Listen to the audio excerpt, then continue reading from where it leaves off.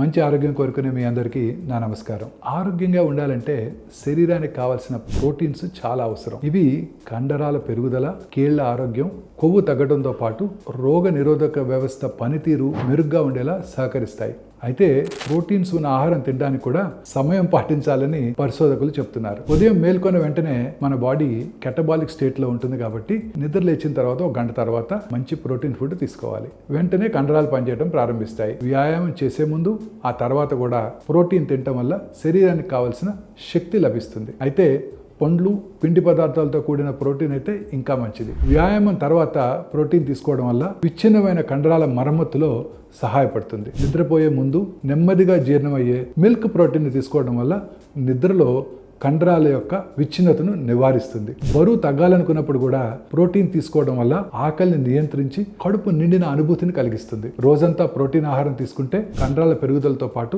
చక్కని ఆరోగ్యం మీ సొంతం అవుతుంది.